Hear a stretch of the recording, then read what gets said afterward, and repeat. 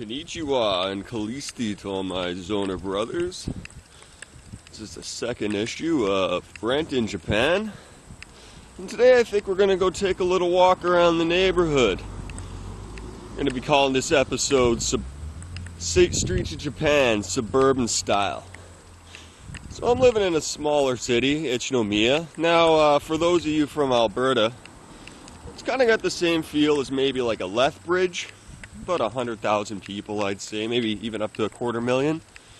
Not really that big. There's no big buildings, no kind of urban center around here. But there are a few interesting things, and so we're going to go see what we can find. I'm going to be stringing this video together from a bunch of smaller videos, just to make it a little easier to show you as much as possible. So I'm going to be jumping on my board here. Let's go see what we can find. Alright, so stop number one, the legendary vending machine. I probably spent more money at this one than any other machine in the area. You can see here I got a wide selection of drinks. My personal favorite, hot coffee. Get yourself a can of hot coffee for about 120 yen. Comes out piping hot. It's actually pretty good. A lot better than what you'd expect. Now, for those of you wondering, no, I haven't seen any vending machines selling used panties or anything like that, but stay tuned. If I find one, you'll be the first to know. Now here we have a fairly interesting sight, especially considering this is a mini dealership. Pretty sure this bad boy traveled all the way from Peterborough, Ontario. Probably came a few thousand miles further than I did. I'm pretty sure this won't even fit on the streets here, but there she is, Ford F-150 with a 6-liter engine. Yeehaw! Now another thing that's probably worth mentioning here is just how freaking warm it is. I mean, right now it's what, end of March? It's got to be close to 20 degrees out here. I'm almost too, well, it is too hot for this jacket. We'll be having to take this off soon. Now we're actually on about the same latitude as Northern California, so it is quite warm here. Yuki was telling me that there is a rainy season, which is coming up here. Should start any day now. But so far it's only rained a couple of times. Nothing too serious. Not even really that humid. We're a fair ways away from the ocean, so it is quite nice here. Very pleasant. Lots of sunshine. Now I'm going to try to get a good shot of this. I don't know if you're going to be able to see the price though. Let's try to zoom in here to give you an idea of the price of gas. I don't know how well that's showing up, but you're looking at about 159 yen for a liter of premium. Well, so what that works out in Canadian dollars, you could pretty much add about 10% to that. So about $1.60. Not even that far off from what you'd see in Vancouver. Now here's a little something familiar here, 7-Eleven. Now you'll notice on the sign there, it actually says 7 and I Holdings. 7-Eleven here is actually a legitimate bank. However, we'll have a quick look at the store here. Now it's pretty much, I can't go inside with the camera. I'm just going to zoom in. It's pretty much what you'd expect from a standard 7-Eleven. You look inside and it's exactly the same as what you'll find at home. So I'm going to stop real quick and show you all yet another vending machine. Now this one's kind of important because it actually sells cigarettes. You'll notice down here, zoom in on that, no under 20. So you may ask, well, how do they figure out who's under 20 or not? Well, there's actually a special ID that you have to acquire to use these machines to actually prove that you're under 21. I do believe that most Japanese driver's licenses will work on it. It's kind of like our enhanced ID back in Canada with the magnetic stripe on the back, and they just swipe it through, and then they know your criminal history and what you ate for breakfast, and so on and so on. Alright, so I'm having a seat here, going to take myself a little break. Found a very particular item on the ground here. Now, I'm going to tell you, Pornography in Japan is actually quite restricted. I don't believe they're allowed to show genitals. So that means things like penises, vaginas are usually covered up by some kind of mosaic kind of thing where they blur it out digitally. So I just found something very interesting on the ground here. I'll just show it. I'm covering up the dirty bits with my foot. Let me zoom in on it there. Looks like she's having a good time.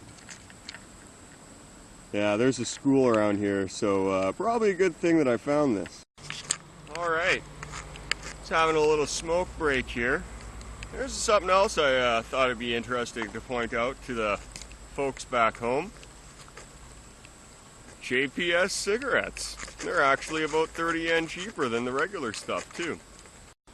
Now there's another thing you don't see too many of here, but they are around. I don't know if you can see it in the background here. I don't want this guy to get pissed off at me videotaping his bike, but if you can see it, bro there's riding a Harley Davidson with a big old V6 on her.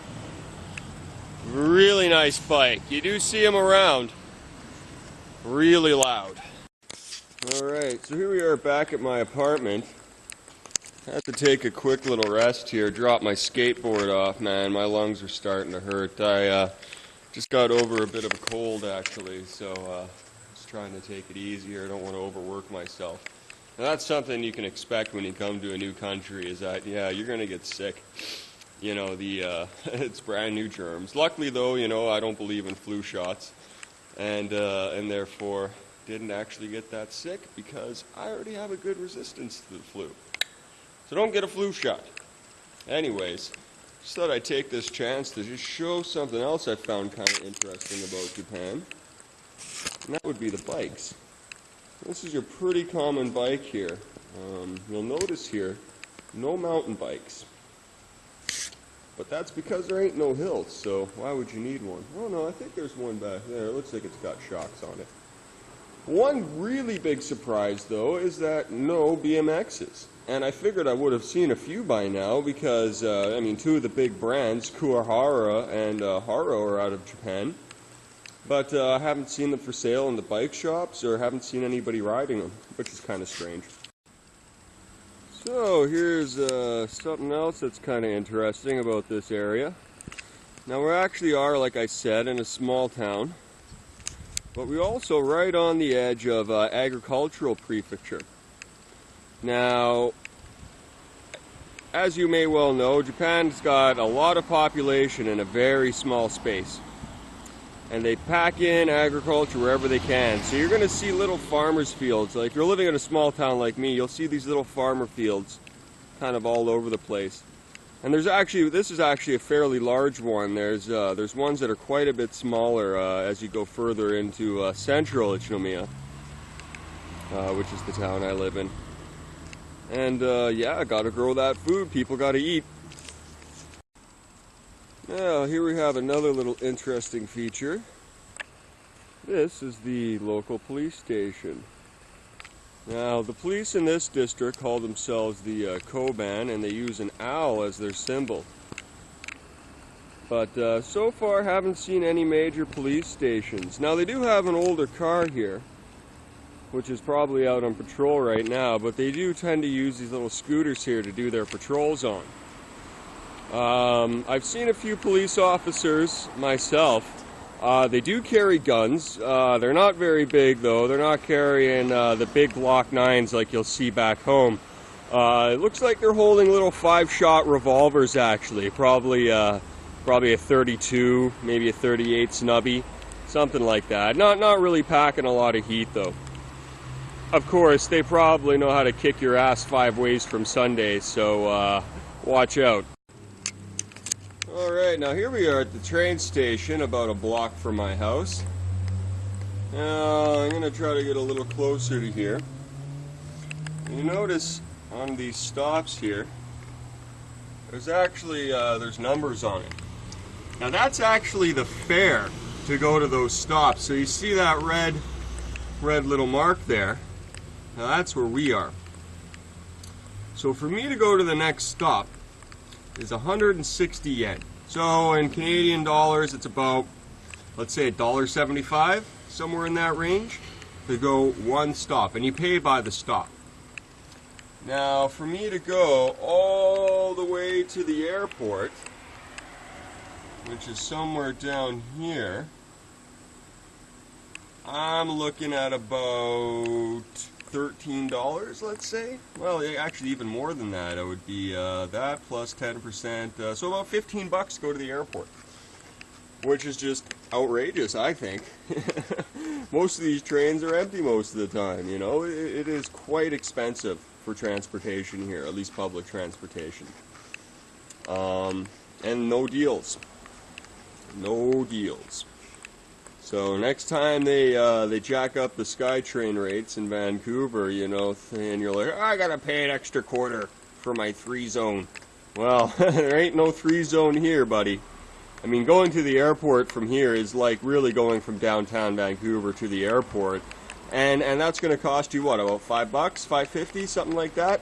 Well, here it's 3 times the price, so keep that in mind. You're actually getting quite a good deal in Vancouver. Now, here we have a nice little park really close to my house. Now, the one really interesting thing I've seen about the parks here, as opposed to the ones in Canada, what's the one thing you don't see here? Well, what's the 2 things you don't see here, which is really odd?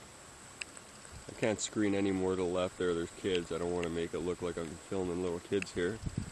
But no garbage cans and no garbage, which is a very odd combination. Let's see if I can get a shot of these cute little cherubs over here. Oh, isn't that sweet? But yeah, remarkably clean here. I don't know who's cleaning up the place, where the garbage, well, they burn the garbage here, but seriously, not a single garbage can in this park. I just don't understand. Alright, just about to head back in now, but I figured I'd stop here and take a quick shot of my building. Now, like I said, we're actually up on the 2nd top floor. Kind of an interesting design. Once again, not too many tall buildings around here. Let's take a quick pan. There is that guy there, which is only about 6 stories high. Yeah, very short buildings here. And here's another interesting building right here. You'll see it with the blue roof there. Most houses actually do look like the Japanese style house, with kind of the old school roof. And here's another one right here. And another one over there with a nice little tree in the front yard. Really nice looking tree. You see a lot of those little, well, that's not such a little bonsai tree, but you do see quite a few of them around. Gardening, quite popular here. Hey guys, and there you pretty much have it. A little quick look around the neighborhood. So you'll see that there's quite a bit here that's going to be the same as what you're used to seeing back home, North America, but a lot of it's different. You may have noticed too that a lot of the signs are in English. With the language here, there is quite a few words that just can't be spelled accurately in Japanese. I mean, even my wife, who is a Japanese person, her whole life, has a hard time understanding a lot of it, especially the old kanji. Japanese uses a few different versions of symbols like kanji, kana, etc. As opposed to English, which just uses 26 characters. So, you know, which is why English construction is such a big thing over here. If you come here and you speak English, you're almost guaranteed to get a job at least as an assistant teacher, which is what I myself am aiming to do. So right now I got to get ready. Or start getting ready. Fortunately, speaking of teaching English, as I mentioned in my last video, I'm going to be aiming to be an English teacher here. My wife's boss wants me to come into their office starting next week for about an hour a day, maybe 4 or 5 days a week, something like that, and teach an hour of English, which is a great opportunity for me. I definitely need the money. and it isn't an easy thing for a foreigner to get work here without the right work credentials. So make sure if you're going to come here and you want to stay here for a while, get a work visa before you come. The details are really easy to find in the Japanese consulate, and if you're coming from Canada, I don't know about the United States, but at least with Canada, it is fairly easy. I think all they want to see basically is a clean criminal record and $1,000 in your bank account, and you can get a work permit to come here. So not a whole lot involved. So anyways, I got to start working on a lesson plan for these guys, and hopefully I'm not going to screw it up too badly. And yeah, like I said in the last video, if you have any questions about life here, feel free to hit me up on